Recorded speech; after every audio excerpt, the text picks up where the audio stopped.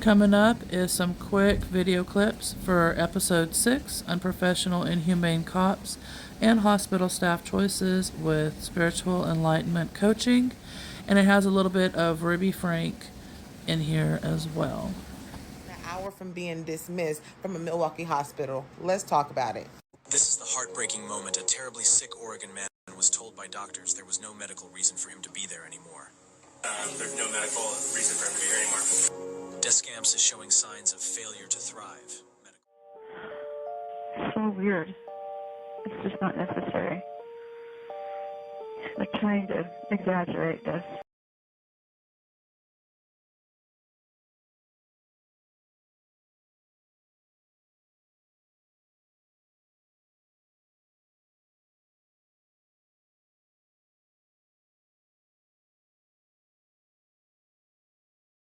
Hello, loves, and welcome to episode 6, Unprofessional, Inhumane Cops and Hospital Staff Choices with Spiritual Enlightenment Coaching. There are a few different types of video clips for this, as well as I will discuss it and give some spiritual enlightenment coaching topics with it. As well as at the end, I have some cute videos with humanitarian acts of kindness, so therefore, with how serious this is, because there's even one, I will give a heads up now, there's even one where, unfortunately, this guy, he loses his life because of poor choices between the hospital as well as the cops. And so I did see some more footage, and so that's where it's hard to, when watching these videos, I try my best to give both sides as much as possible. I'm not perfect, and I'm sure there's probably more footage out there that'll help paint a light and make it more clearer than what I found. But I think what I found so far was very, very helpful compared to the first video that you will see of that. Hello, if you are new to my channel. My name is Jennifer. I am a accredited, certified psychic medium, energy healer, metaphysics. I teach as well as I do the services basically for all of that and more. I do spiritual coaching, or I'm calling it, because I'm going to make a course about it too, spiritual enlightenment coaching, because that's pretty much, how I do things. But I want it to where it's tailored to where everybody, how with their belief and everything, can incorporate with their belief. So, but yes, so this video I'm pretty much going to try, like I said, to do as best as I can. Try to give different points of views and things like that as well. It's hard to step into somebody's shoes when you're not in their shoes, and all we can do is try our best to, again, how much can we really do morally, ethically, and, things like that. Like, we can only make so much of what we think is the right choice. And so everybody makes choices based upon what they think is right at the moment. We're not perfect. We're going to make mistakes. When something happens and then all of a sudden it's, oopsie, I made a mistake. I made the wrong choice.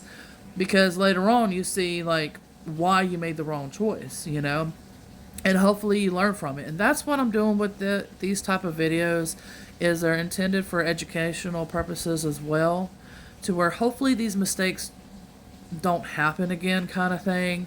Or maybe there's some signs that we can look for, some red flags, or something that could be helpful to help to prevent these in the future, if possible. If not, then this is just something at least just to be aware of, or whatever the reason is.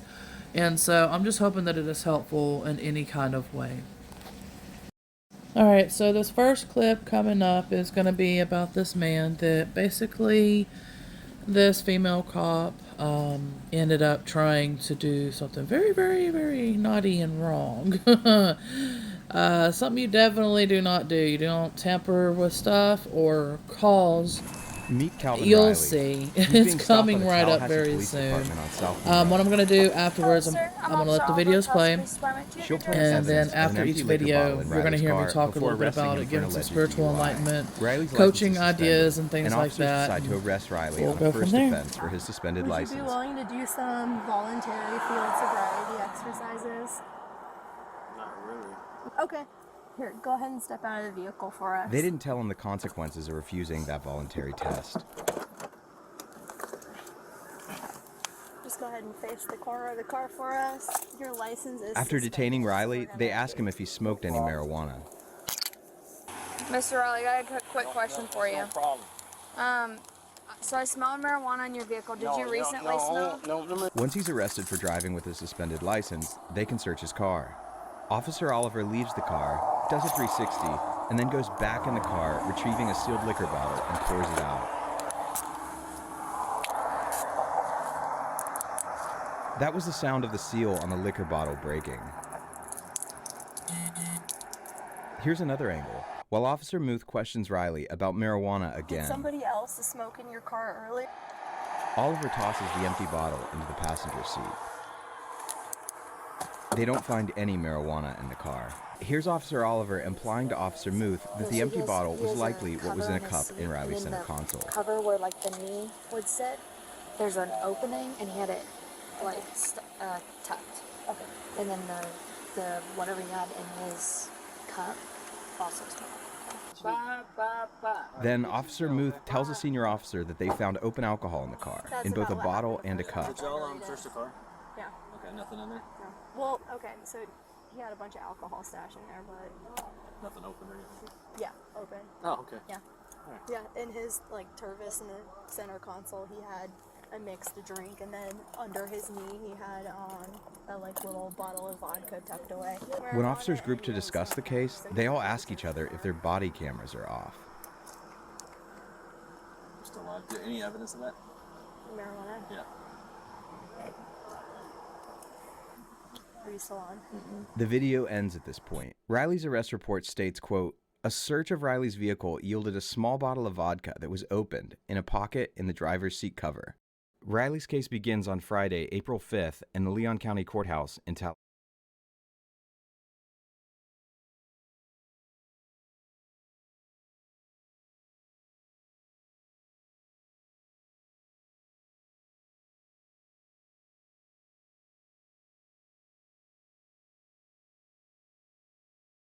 I'm wanting to get some videos as well to start putting in these episodes of good cops, good hospital staff, and things like that as well, because we need to also keep seeing the good side of this as well. A lot of us are being triggered with these type of episodes with dishonest cops and dishonest hospital staff, etc., etc. And so I think it's highly important to be able to show the good side of this stuff as well. And to not let this put a bad taste in our mouth. By letting these triggers build up, and then some people react in the wrong way. Or, like in this case, she was being dishonest for whatever reason that she chose for. And maybe she wasn't making enough money, or something. There's always a reason for whatever it is. But what he is going to say in this interview coming up is exactly how I feel about it too. There needs to be some rigorous testing for sure. Because if they got so much psychology and all this other stuff out there, then they definitely need to apply it to police training and test. So before even giving them a suit, police officer, ex-police officer, any law enforcement, maybe some spiritual enlightenment coaching too. You've been an officer before, you understand. They're not in my shoes. They doing the things to put people in jail, or some of the things I might say. But then yet, until you on the other side of that fence, and you're the person getting accused of doing this and doing that, how would you feel trying to take up for your rights or stand up for yourself and want people to know the truth, knowing, what I know? And would you want to work next to somebody that you know that's doing unjust things to folks out there in the community or the city, and you wondering why people hate officers that never did nothing to them, and they taking the heat for other bad officers' work? So how would you feel knowing you got a colleague that work within y'all precinct, constantly doing things that y'all trying to undo, would you still want to work by them people? Or would you want them people to go through some type of training again, some type of therapy, some type of, you have to check these people out thoroughly before you give them a suit or uniform. Because just like you check people out to hire them, you need to check officers out thoroughly before you give them a suit.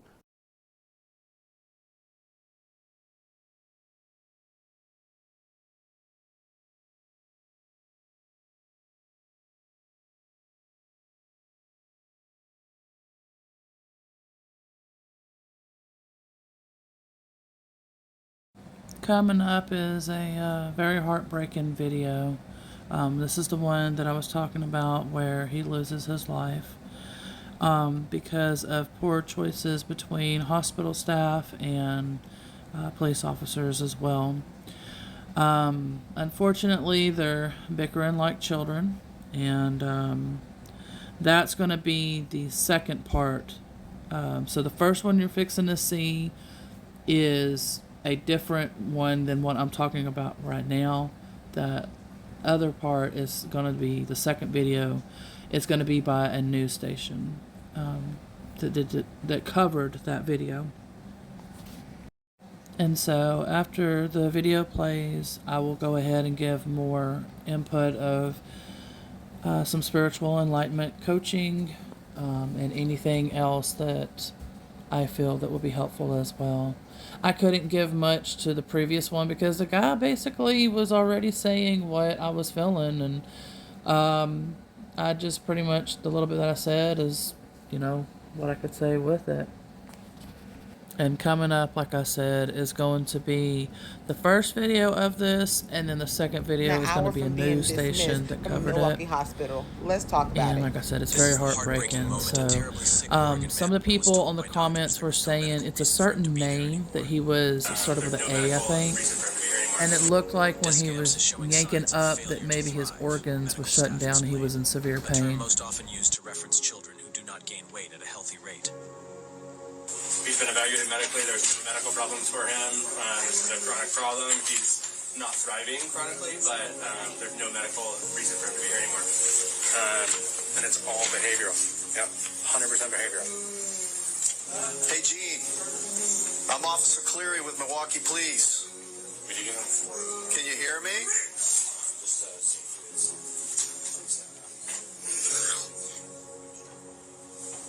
On December 12th, 26-year-old Jean Descamps sat slumped in a hospital bed at Providence Milwaukee Hospital. His gaunt legs were covered in scabs and sores, and he was nearly unresponsive. The hospital had called local police that night to remove the man after he refused to leave when offered a ride to a homeless shelter. You're gonna be all right, buddy. Can you hear me? I'm Officer Cleary with Milwaukee Police. Can you hear me okay? Trying to get you out of here, bud. Hey, Gene, I'm Officer Campos, Milwaukee Police. So, the thing is, you have a warrant, okay? Staff tell police they provided Descamps with the overdose reversal medication Narcan, arranged for him to go to a shelter and called a cab, but he refused to leave. You can either go to the shelter or we can take you to jail. Which one do you want? Huh? But you can't stay here today. The man does little more than groan at various points in the nearly 2 hours of footage released by the police department. So here's the deal. You can either go to the homeless shelter, all right? Or you can go outside and be cold, but you can't stay here. Y'all, they end up taking that man out that bed, and as they was taking him out, he was so weak, his head hit the board thing, and it is just so sad. Like, did y'all not hear the cop just tell him that either he can leave or go sleep outside in the cold? Like, I get it that it may have been some behavioral things that occurred to make the nurse call the police, but still, like, the man clearly looked like he was dying. Like, they didn't send him off in, like, hospice care or anything, so I'm kind of confused.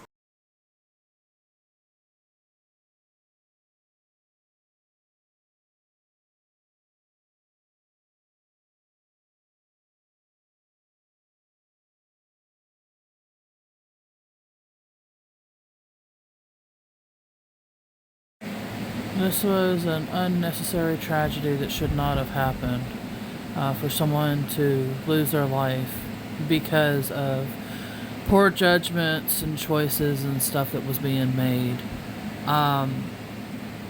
unfortunately, a lot of people assume by the way that people look, they want to assume and basically judge. And judgment should be totally out the window when people are, especially in a hospital, and looking basically looking like a skeleton is what he looked like. They should have known better. They should have known that there's something going on. And they should have at least gave him a chance, give him, some more hours there to find out, do some blood work, do whatever you got to do, instead of obviously probably assuming and then just trying to hurry up and get him out of here. We don't want him here. You'll see that coming up in this next video, with the way that they were wording things, and like I said, fighting like children and things like that, which is ridiculous. This is unnecessary. This should not have happened. And like I said, definitely use this as an educational purpose, especially if you're a nurse or a doctor and you see something like that, or a cop or anything, please, for the love of God, take away your judgment and look at the person and say, okay, well, something needs to happen, let's help. Some of the images in the story are tough to watch. When police arrived at Providence Hospital on the night of December 12th, they found Jean DeCamps nearly unresponsive, laying on a gurney in the emergency room. Hey, Gene. Hey, Gene, can you hear me? Can you look at me, buddy? The hospital had called Milwaukee police after discharging DeCamps. There's no medical reason for him to be here anymore. And it's all behavioral. Yeah, 100% behavioral. But police were skeptical of whether they were the right ones to be handling the situation. It's not really a medical problem. It's malingering. It's not really a police problem. Yeah, it's not a police problem either. No, it's not. It's a community problem. The officers made the decision to transport DeCamps to the Unity Center for Behavioral Health. But when they arrived, they found him unresponsive and without a pulse. They took him out of the car and began CPR. But it was too late. DeCamps had died. In the minutes afterwards, officers could be heard expressing frustration with the situation. Providence, Milwaukee Prov was saying that as soon as they told him he was being discharged is when they said he started playing possum. We got there, we had my supervisor and 3 other cops there. We're all going, this is and so the supervisor's like, take him back in the hospital. And they refused him. I mean, he's not verbal. He's not talking. He's got involuntary drool. And they're like, nope, there's nothing wrong with him. You guys did everything right.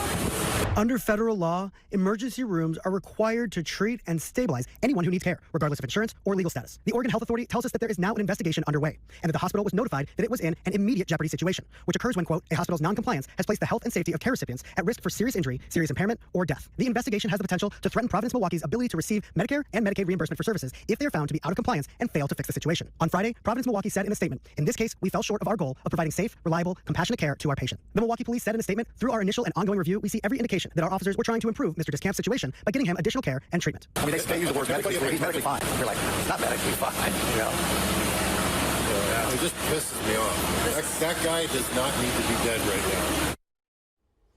And Providence, Milwaukee just sent us a new statement regarding the OHA investigation, saying that after Sean's death, they immediately started an internal review and have cooperated with the investigation. They also said that they have implemented a plan that includes reinforcing our existing process for caring for and discharging patients. Meanwhile, Jean's family tells me that they are just devastated, and they feel like they haven't even been able to process the loss of their brother and son.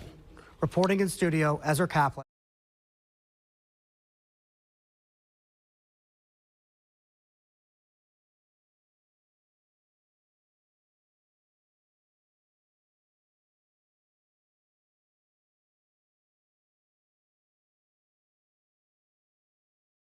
So as you can see, there's 2 sides to the story. There's rights, there's wrongs on both sides, and like I said, they were bickering like children, unfortunately, while this poor guy was suffering and practically dying.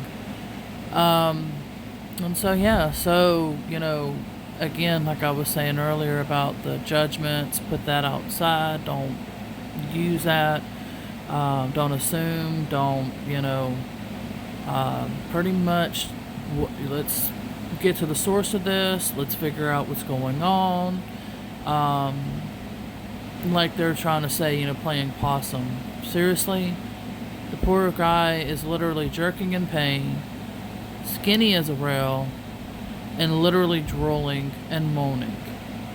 That's not somebody that's on drugs. That's not somebody that, you know, because obviously, like I said, they are assuming that, you know, and they're obviously assuming many things. But anyways, I do hope that service people watch my videos, these episodes, and hopefully gets inspired or encouraged or something to, you know, maybe help better or whatever that helps is what I'm hoping for. And help enlighten the public too. Just let's work together. Compassion, you know. Come together, people. But yeah, so this one is really sad. It's Ruby Frank. Well, they didn't show me any pictures or anything, but the way they described it, it was very serious. And please see the truth. I know it's obscured. I'm where I see the facts, I see the truth, and that's what I'm gathering. You know my heart. What are they charging you with? 2 charges of second-degree felony for child abuse. 2 charges of second-degree felony child abuse. Yes. Okay. Wow. That's very serious. I have...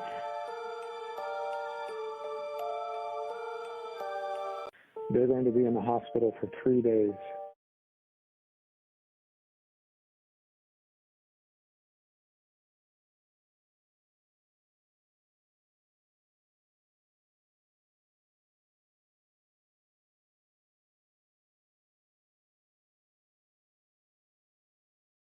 I'm pretty speechless about this one, but this needs to be covered more. I was going to cover this one as well as another one. Her name was Shonda Vander Ark, and her son was autistic. Both of these I will cover more in depth in a separate episode, but for now, just that little bit that I just showed, I figured I would mainly just show that and kind of let y'all know that probably the next episode's going to be about these two, Ruby Frankie and Shonda Vander Ark, and her son as well, that helped with what they did to her other son. And so covering both of those is going to be really, really heavy and really dark. I might have some paranormal aspects in there as well. So it's going to take me quite some time to make that video or that episode. However, coming up though on a lighter note, and I'll be improving this section too, I'm going to be sharing some lighter stuff, more of a happier type video. So definitely stick around for this. This is the cute part of it, to uplift our spirits and things like that, since this was pretty heavy topics, and hopefully you enjoy these cute and funny videos.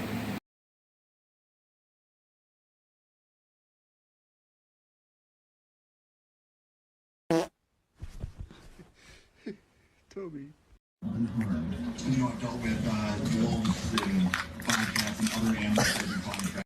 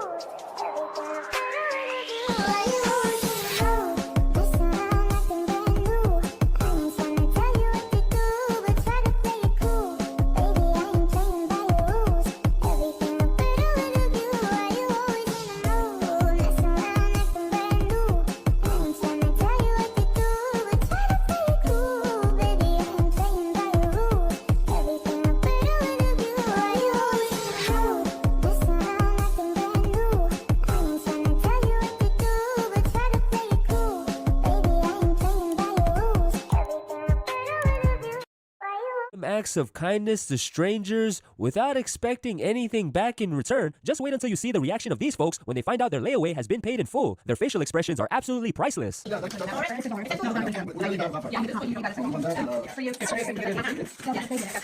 I'm paying layaways for strangers, so you rolled up at the right time. No, not at all. We take your layaway. We pay, yeah. Oh my God. No, thank you. I mean, Merry Christmas. Oh my God, yeah, we've been doing it for 3 years. I run a charity, and we fundraise during the holiday season and pay out for strangers. So you guys are good. Merry Christmas. Happy holidays. Thank you. Sometimes it takes only one act of kindness and caring to change a person's life. Even in the rain without an umbrella, you can bet that this moment these two shared kept them both warm in the cold.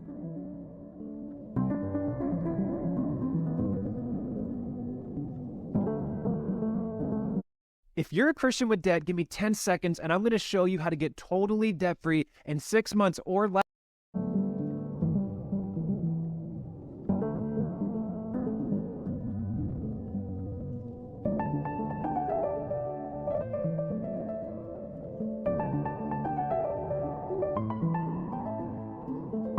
Gotta give it up for these kind delivery drivers and drop-off staff. They take their time to place the items neatly on the front porch. The owner even repays the simple gesture by placing snacks and drinks in the front for them to take on the go. I keep getting asked, why did you do such a great act of kindness? He was tired with a heavy box, but placed it nice and neat. Instacart unloading $350 in groceries. Nice and neat even before snacks were implemented.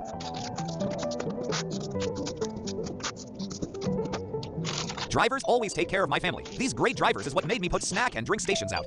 A close call accident nearly happens around a blind bend, but the drivers involved checked each other out to see if each was okay. They even decided to hug it out in the end.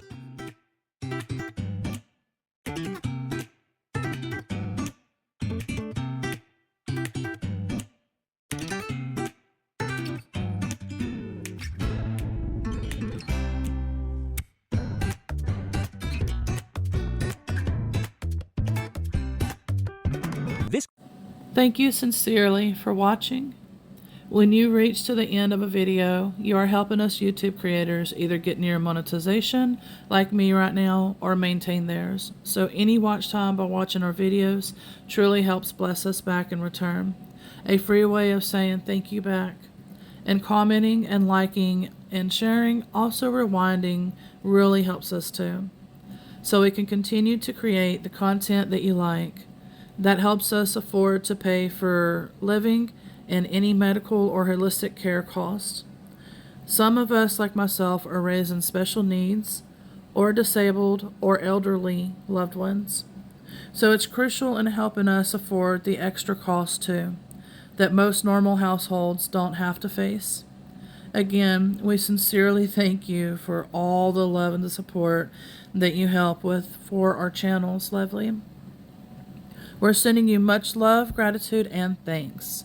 We're also wishing you and your loved ones' dreams, goals, wishes, and desires to come to fruition with ease and grace, and that it is easily and effortlessly attained.